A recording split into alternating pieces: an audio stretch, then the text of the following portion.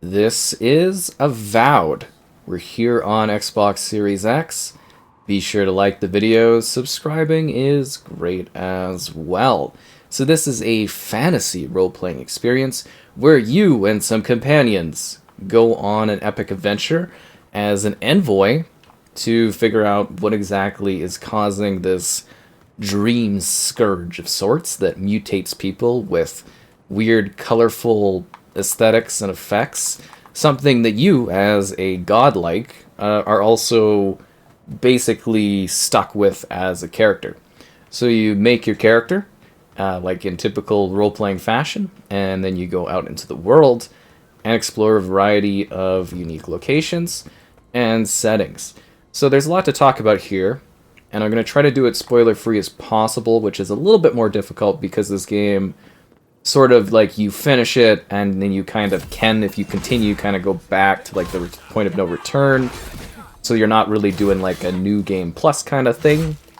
So that just makes it a little harder to do showcasing it without spoiling things, especially as like there have been changes to the world based on choices I've made and things that have happened.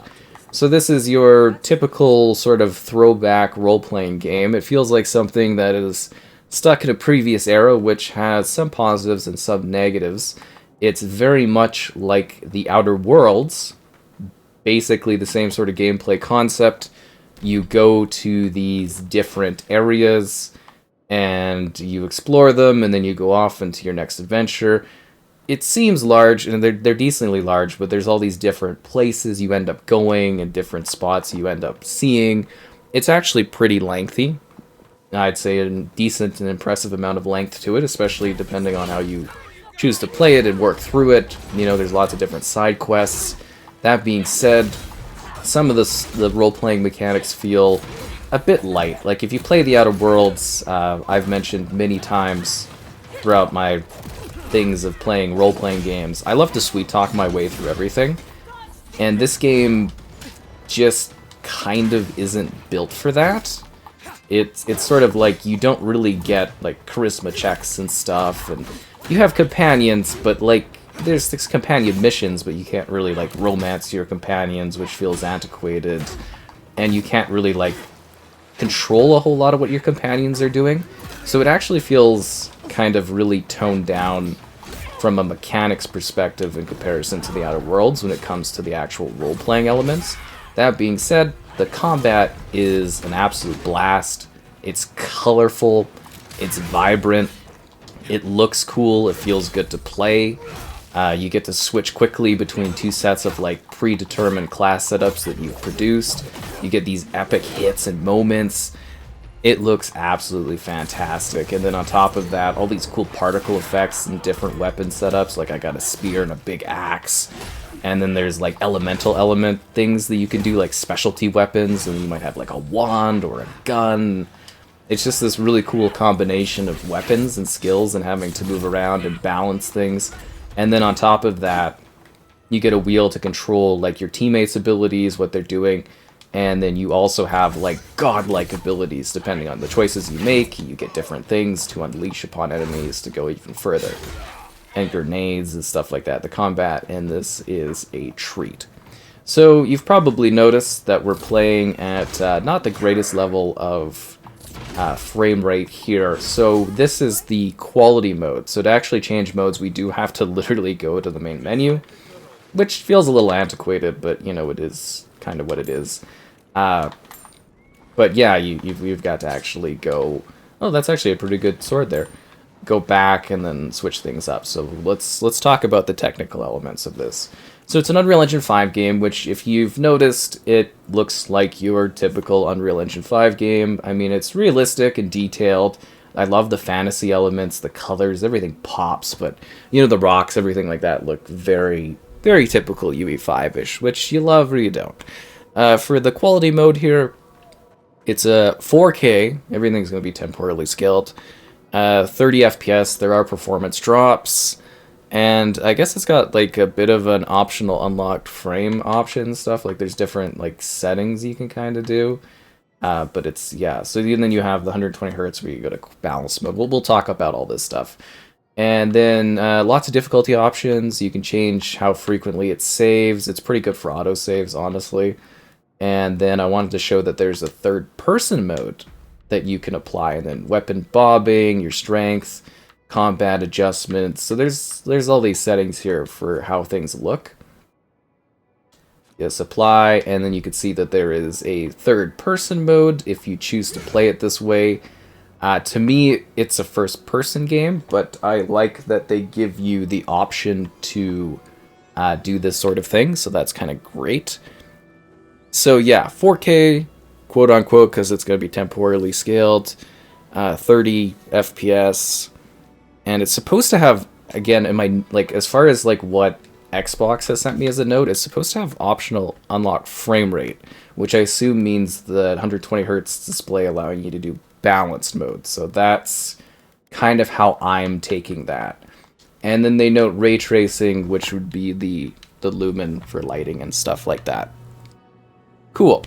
So then we're gonna switch. We're just gonna put in a save, a new manual save. I should make a manual save on my other account. I hope I don't lose that. Because I've got like certain manual saves, but I just have auto saves for my late game stuff, so I hope that doesn't impact things. So then we gotta go to the main menu, and then we're able to change the mode. So we're gonna switch it to performance mode. And then we're gonna restart the game, and then it's gonna load up. At least nowadays, I can keep talking, and you know, it's fast enough that like really doesn't matter. Now I will mention that my preferred mode is balanced mode.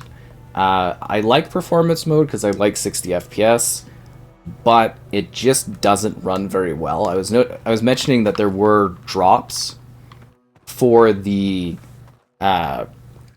quality mode. Like there were some drops from 30. This mode definitely lots of performance drops, frequent, and it also I had quite a few crashes. I mean, we're not sure at this point if it's my console that does it or what, but there were a lot of crashes to the point that I literally gave up on playing this mode because the 40 FPS mode was more stable and it would only crash like once every so many hours or something like that, whereas performance mode, it would frequently kind of crash. So performance mode is 1800p, so again, everything here is temporal at 60 FPS, and it does not have the ray tracing capabilities, so that is an element that is adjusted when we are switching to performance. So we are going to go to Galwin's Tusks. I'm trying to think of the area that would be great from like an aesthetic standpoint.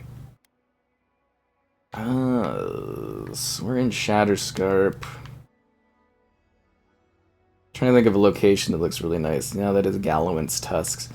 Because I'm like, I don't know what part I want to really show you. Yeah, we'll just go to Galwin's Tusks and we'll kind of show off that area there.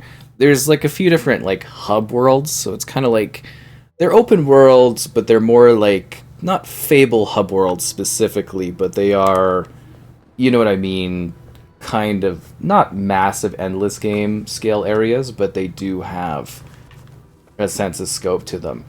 So we're just gonna have, you know, performance mode on here for a bit, which actually feels like it's running a bit more fluid than the last time I played it, so they might have even updated it, but I was noticing performance drops, and it even says in my review notes that, like, they are gonna be updating this right up until launch in terms of, like, performance and everything like that, so, you know, just keep that in mind. So let's talk a bit more about the gameplay. This actually has a really interesting story to it. As an envoy, you're sort of just thrown into the mix of things. You have this godlike connection and element, and you are trying to figure out what exactly is going on. Your choices definitely do matter. I find that your choices don't really have great large impacts like they did in the Outer Worlds until like fairly late on, if that makes sense. Not as many big steps where there's like an impactful moment. Even with like your companions and stuff like that. I do highly recommend you get this guy right off the bat, Kai. He's fantastic. Take him the whole way through. He's great. At first I was like, oh, I don't know, this guy feels kind of annoying. Like, you know, the first guy you get thrown, you're kind of usually like, oh, I don't know. So on this character. But nah, he's fantastic. And he's funny and he's witty. This game has that nice Obsidian touch of a little bit of joke here or there, a bit of laughter. But it is definitely something that is serious in its approach, and then you get some choices. I just wish there was a bit more of a build-up of you making, like, charismatic choices, or you having... Because there's certain, like... I wouldn't call them even checks, but there's, like, certain little perception things based on your backstory that kind of changes stuff. And it just doesn't feel quite as, like, role-playing like as I would like. It just feels a bit simplistic from that perspective. It's still a really cool RPG, and it's fun, and I really did thoroughly enjoy it. I would also mention that the combat might feel a bit weird in this from the perspective of difficulty. So this game doesn't have like a difficulty scaling in the traditional sense. It has level tiers. So these enemies have... First, I just want to mention the skeletons in this game. They look awesome. Like, they are... These like the enemies in this game, there's not an insane amount of variety, but the enemies look really, really genuinely cool in this. Yeah, I really, really like the look of, like, the skeletons and stuff. Like, they look great, gnarly, and there's different types of them, and they, like, work with each other. There's, like, these... you know, magic, like, book-wielding guys, and... But anyways, so they have, like, levels. These are, like, level 4s. When I was in that other area, they were higher levels. So that's kind of how it works, and it's purely based on the skills, like, the weapons you choose. So if your armor is not a high enough level, you will get destroyed really quickly. If your weapon's not a high enough level, you won't be able to do anything. So it kind of, like, forces you to almost, like, grind out side quests, which I don't typically love that in a game, being forced to do that kind of thing, but that's the design for what they've set up here. So you have to kind of find, you know, things within the game that are good for that. You know, actually, it is interesting. I think they might have done an update on performance mode since I worked through this a bit, because it looked a lot fuzzier, too, when I was playing it earlier. Or it might have just been that part of the game or something like that, because I do remember it looking a lot blurrier with the performance mode. So maybe they've actually updated a bit, but it's still definitely, I think you've noticed some drops and stuff. I also love the movement in this game, going from area to area. Like, it feels very... a lot more, I guess you would say, athletic, a lot more agility-focused than you would expect, because you're able to, like, climb all of these different things and, like, kind of land on stuff. It's also cool if I don't have the right thing. I have another axe where if there's water, I can slice the water and create ice, and then there's elemental stuff. So typical UE5 environmental elements, like elemental pieces to them.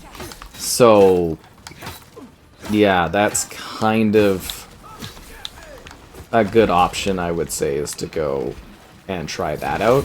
And then there's lots of characters to meet, and there's lots of people that have voices, but the open world too kind of feels a little like old school role-playing, in the sense that, like, there's just little swaths of enemies here or there. There's not really, like, it's not like a really intensive open world like something like Skyrim, where you're gonna need to have all these weird adventures. It's just sort of like just kind of enemies to kind of grind and kill that are on the way. There's, like, little hidden surprises and extra things to find items, but I think you get kind of what I mean by the fact that it is... No, I want to save that, I think, for my other video. It's kind of like that setup. So we're going to back out, and we're going to turn on the 40 FPS mode so you can see that in action. Kind of giving you a little bit of look of everything to the best of my abilities, and then talking about the game and giving you full context here of what this aims to provide. And yeah, this was the mode that I played most of the game with. Like, I started the game playing performance mode, and it just kind of didn't... It looked a little blurry, and there was, like, really bad performance drops, and then also the crashes were kind of getting too plentiful when I played it on performance mode. But it was fine in this video, which is hilarious for me. kind of doing that because that's a bit of a chuckle. But yeah, so this is the balanced mode. So this is 4K again, 40 FPS, only 420 hertz displays, and again with the ray tracing, which would be your lumen setup there. Do we have the healer? Come on. Come on. Yeah. So I love the fantasy vibe of this game. I love this aesthetic. I love this style. Like, it's vibrant, it's colorful. The enemies all have like distinct, fresh presences and aesthetics and designs to them. You've got all these cool looking weapons that do all this gnarly stuff, and you get to choose, you know, what your weapons are like. What kind of setup do you want to do? You know, what do you have available to you? And you get all these toys to play with, and it allows you to, again, switch between these two setups basically on the fly. So you could be like, oh, there's a range enemy, pull out my wand, zap them, you know, do close range. I guess the biggest thing I really think for this game would have been sweet is actually expanding on this and making it even larger. It's nice to have a game that's a little smaller. Like, that's actually something I really appreciate about Obsidian stuff, especially like the Outer Worlds 1, was that, like, it respected my time, and this game respects your time all the time. Like, if you go through a big dungeon kind of like thing with story stuff, it gives you an option to just spawn back at the beginning. If you move through an area, it has easy exits that keep your game flow going. Constant, like, good autosave options. I never felt like I was missing progress if I failed or died or anything. It's just kind of a little minimal in terms of, like, depth. So, like, from a perspective, it's like the best of old school role-playing, but from another perspective, it does feel like some mechanics could have been a little bit more evolved.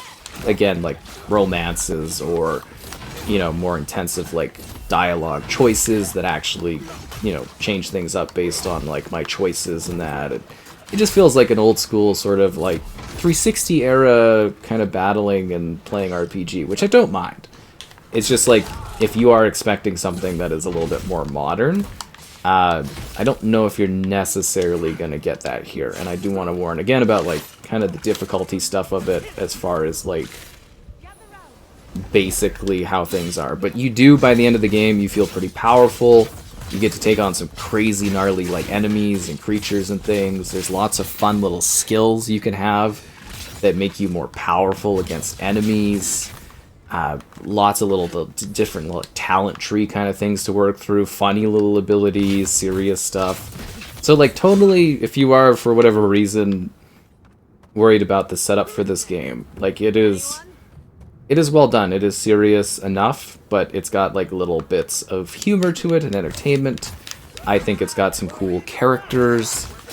I liked how this game was designed. I like the mystery of what the thing is. I like that it kind of plays both ways, where you're not really sure where things are going to go or what's going to happen in terms of narrative. Like, you can kind of figure it out, I think, pretty early on. You could. But I think you'll just kind of be along for the ride, trying to be like, okay, where things are going, what's going on. And then you got a few different companion options, which are pretty entertaining. There's, like, this really furry kind of critter individual who's just really down for all kinds of crazy things and thoughts. And as I said, Kai is certainly worth having as part of your team. I think a genuinely interesting character. And there's just, like, there's a lot to kind of see and do. Like, it is a decently extensive game. It's not it's not, like, endless in the sense of being, like, a massively sprawling role-playing game. I do think it is larger, kind of, compared to the Outer Worlds, at least from gameplay and stuff. But yet, yeah, it's sort of a trade-off for kind of, like, scale and depth for scale, if that makes sense. But the story is well done.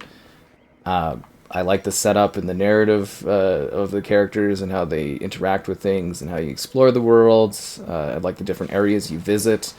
I love the deep levels of, like, fantasy that are introduced in this game. Like, they really do lead into colorful, mystical, crazy things. The Scourge, the Dream Scourge thing is really, really quite cool and very aesthetically pleasing, like seeing these It's like an overgrowth of colorful mystery that's been entwined on like the characters you interact with, and I thought that was so cool. Then there's the cool flourish of combat and damaging enemies, which is fantastic. All these cool elemental abilities, all of these great little talents that feed into that. And then, you know, lots of dialogue, and I actually quite liked a lot of the characters and how the performances were done for the characters. There's some really interesting individuals in this game, I think that you'll quite like. Specifically Kai, I think it's Kai, really stands out to me, but like I love fighting and mulching through all these different like skeletons and creatures and spider things and weird mystical ghosts. And then there's this sort of army faction too. That's actually like a bit of a disappointment too. Like this is the Pillars of Eternity universe. And I would have liked a bit more kind of deeper levels of choice. That's the thing. I wanted a deeper game. So if they do like a sequel, I'd really like to see this combat style, this gameplay design, this aesthetic. I just want more levels of like where I am really altering the world. Like the Outer Worlds, I felt like I could tackle it from situations that weren't combat oriented, whereas this game it feels like you need to. Everything is conquered through combat and choices. But there are other cool parts, like you have a camp that you can use, and the camps respect your time too. You can teleport to like a camp you've been to, and then teleport from that camp back to where you are. And then you can use that time at your camp to basically use crafted items that you have or can craft in order to forge better like levels of gear and stuff. So your gear, your axe, you can like level it up as to say and make the axe do more damage or have a special elemental twist. Or maybe there's different costume options for your characters and different styles, and then you'll have different discussions that you can have with your companions while you're at your camp. And the camp's kind of a cool thing that pops up as you are playing the game and exploring.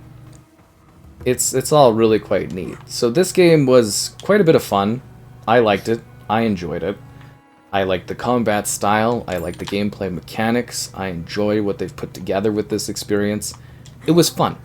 I think you'll have fun playing through it. I think you'll have fun gathering different weapons.